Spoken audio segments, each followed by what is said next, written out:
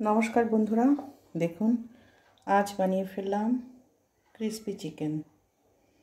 তো উপর থেকে একটুখানি সস দিয়ে দিলাম এটাকে। তো অসাধারণ একটা রেসিপি, আপনারা অবশ্যই ট্রাই করে দেখবেন এটা। তো এটা কীভাবে করলাম সেটা আমি আপনাদের সাথে শেয়ার করছি, কীভাবে করেছি। তো দেখুন পিস দুটোকে, এটা আমি সলিড চিকেনের পিস নিয়েছি। চিকেনের পিস দুটোকে গরম জল আর ভিনিগার আর লবণ দিয়ে ভিজিয়ে একটু রেখে দিয়েছিলাম। এবার এটাকে তুলে এটাকে পাতলা পাতলা করে কাটবো। এবার পিস দুটোকে তুলে নিয়েছি, এবার এটাকে খুব পাতলা পাতলা করে কেটে নেব। তো এই রান্নাটা আমি একটা হোটেলে খেয়েছিলাম, আমার খুব ভালো লেগেছিল, তাই আজকে করছি। এটা বাচ্চাদের অত্যন্ত ফেভারিট এবং আমি খুব আমার স্টাইলে আমি হালকা করে রান্না করব।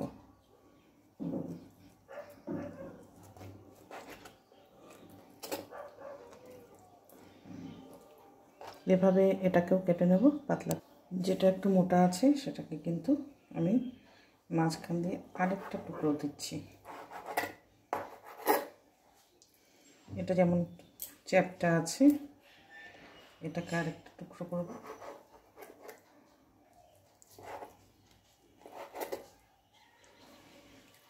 তো দেখুন কীভাবে কেটে নিয়েছি। এবার ম্যারিনেট করার পালা। দিয়ে দিলাম লবণ, মরিচের গুঁড়ো, একটু চিলি ফ্লেক্স, খুব সামান্য,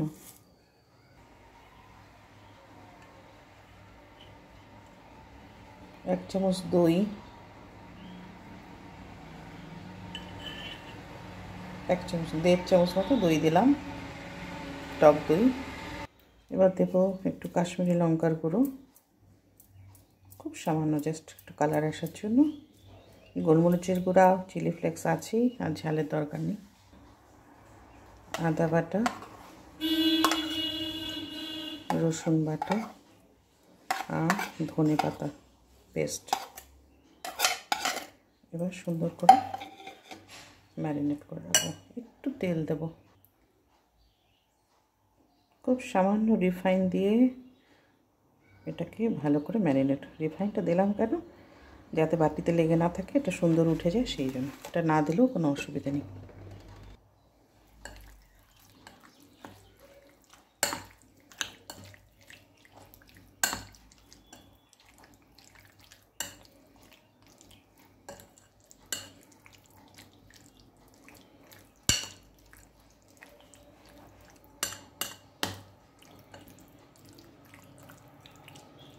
মাখাটা যেন খুব সুন্দর হয়, সবখানে মশলা যেন ঠিক মতো লাগে, এইভাবে মেখে এটাকে আমি রেখে দেবো 1 ঘন্টার মতো।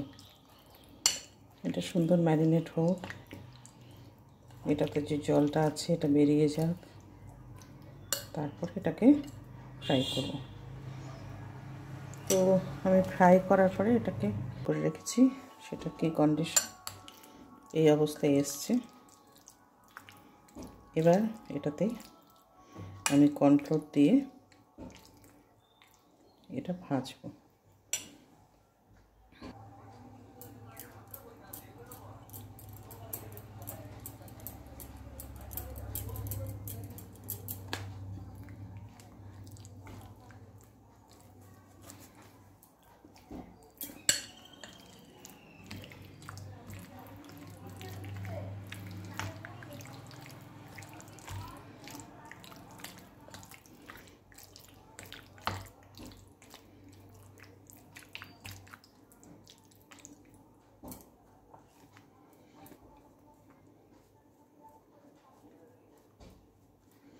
কর্নফ্লোরটা মোটামুটি গায়ে লাগবে, এরকমভাবেই দিলেই ভালো, তাহলে একটু মচমচে হবে আর কি খেতে।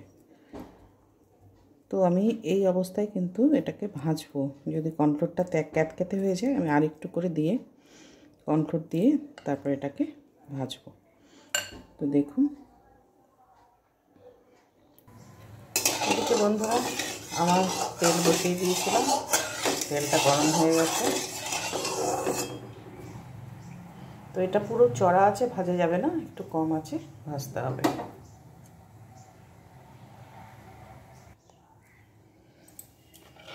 দেখুন আমি একটু শুকনো কর্নফ্লাওয়ারে এটা জাস্ট একটু কোট করে নিয়ে তারপরে আমি তেলে দেব।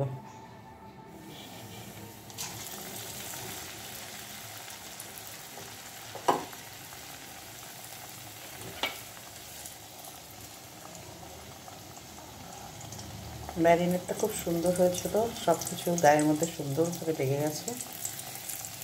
এটাকে কম আছে, এবার আমি এটাকে ফ্রাই করব।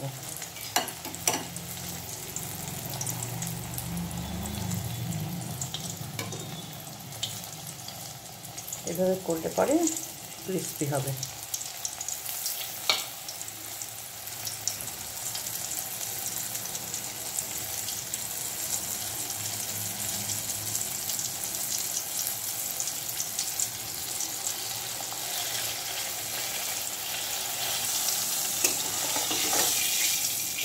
দেখুন দেখতেই বোঝা যাচ্ছে কতটা মচমচে হয়েছে। এটা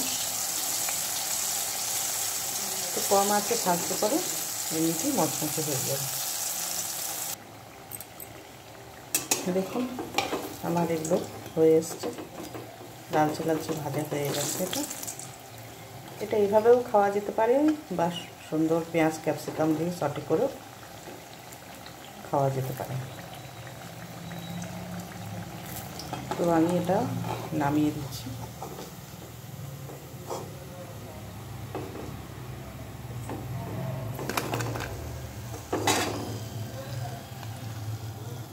কীরকম হয়েছে দেখুন, মচমচে।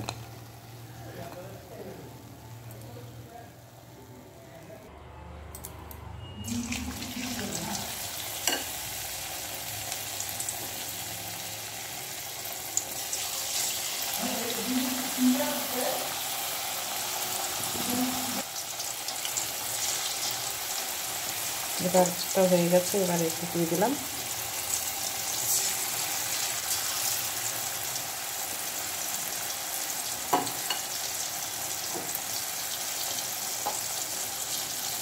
পাতলা পাতলা কাটা হয়েছে, তুলতে গিয়ে ছিঁড়েও যাচ্ছে কিছু কিছু। এটা ভাজা হোক।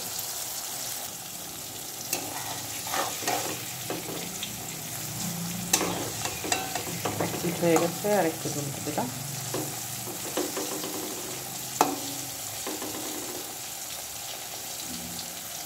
এটা করতে সময় লাগে, যদি আগের থেকে ম্যারিনেট করে রেখে দেওয়া যায়, যখন তখন ভেজে খেয়ে নিলে কোনো প্রবলেম নেই। কিন্তু ম্যারিনেট করে সাথে সাথে ভাজা একটু সময় সাপেক্ষ ব্যাপার। তো কিন্তু খেতে কিন্তু অত্যন্ত টেস্টি হয়েছে। এটা হয়ে গেছে, তুলে নিলাম।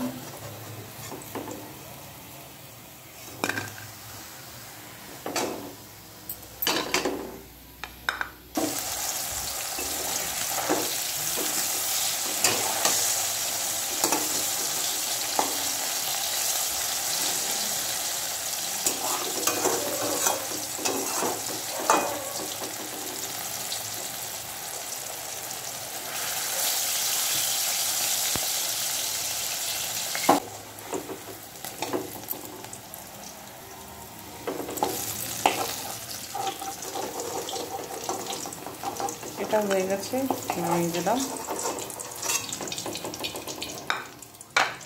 আমার হয়ে গেছে সব ফ্রাই করা।